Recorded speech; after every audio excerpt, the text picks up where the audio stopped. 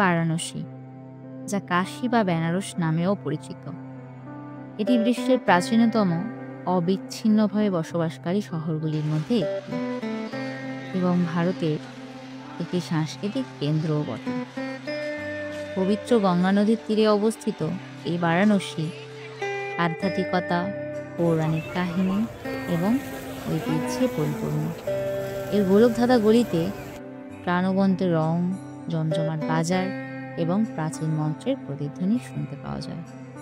এই ঘাটগুলি দর্শন করা মানে এমন একটি জগতে প্রবেশ করা যেখানে আধ্যাত্মিকতা, সংস্কৃতি এবং গঙ্গা নদীর সৌন্দর্য একত্রিত হয়।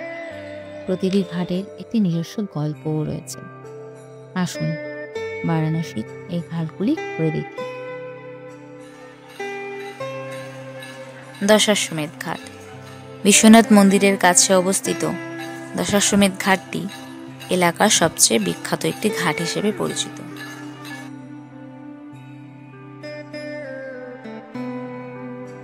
গঙ্গার মৃদুমন্দ স্রোতে ভেসে চলা নৌকার ওপারে সূর্যোদয়ের আলতো আলোয় নিজেকে মেলে ধরাই যায় এবং তার সতেজতা অনুভব করাই যায়।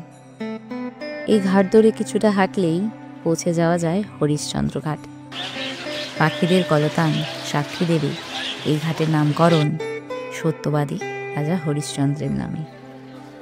এখানে সময় মৃদুমন্দ চলে। কবির কথা ধার করে বলাই যায় এখানে সময় গাভীর মতো চলে। মুগ্ধ হয়ে বসে থাকুন এই প্রাচীনত্বের দিকে তাকিয়ে। আধ্যাত্মিকতার প্রলেপ এখানকার আকাশে বাতাসে মিশে আছে। কত মানুষ তাদের আশা ইচ্ছে পূরণের তাগিদে ভিড় জমান এই ঘাটগুলিতে। তৈরি হয় এক অনন্য মিশ্র সমাবেশ। পায়ে পায়ে এগিয়ে চলি সামনের দিকে। সামনে পড়ে রানামহল ঘাট। এই ঘাটের পাশে পাথুরে বাড়িগুলি আপনাকে মুগ্ধ করবেই।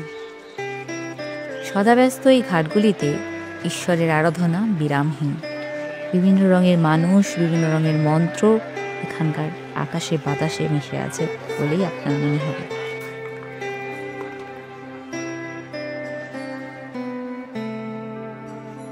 দশাশ্বমেধ ঘাট ছাড়াও এখানকার আরও কতগুলি বিখ্যাত ঘাট হলো মণিকর্ণিকা ঘাট, তুলসী ঘাট, কেদার ঘাট, নমঘাট এবং অসি ঘাট।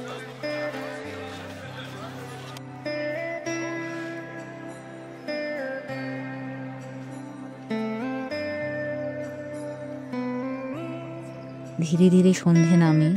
মাঝগঙ্গায় কাদের প্রার্থনা যেন প্রদীপ হয়ে মিটমিট করে ভাসে, যেন খোলা আকাশে ঠিক নক্ষত্রের মতো। আমি ঠায় দাঁড়িয়ে থাকি এবং তাদের সাক্ষ্য নিতে থাকি।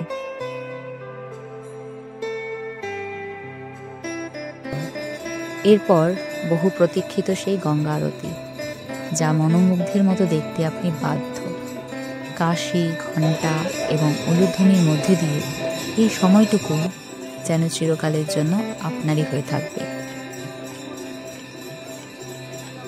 আজকে আমরা ভোর ভোর বেরিয়ে পড়েছি বিভিন্ন ঘাটের উদ্দেশ্যে, যেটা আমরা পায়ে হেঁটে ঘোরার চেষ্টা করব।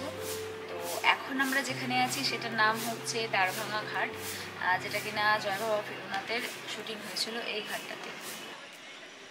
এই সেই বহু চর্চিত দ্বারভাঙা ঘাট। এখানেই ফেলুদা শপথ নিয়েছিলেন লালমোহন বাবুর অপমানের প্রতিশোধ তিনি নেবেনই। সারাদিন শেষে পায়ে পায়ে পথ ধরলাম হোটেলের দিকে। সাথে রইল অনন্য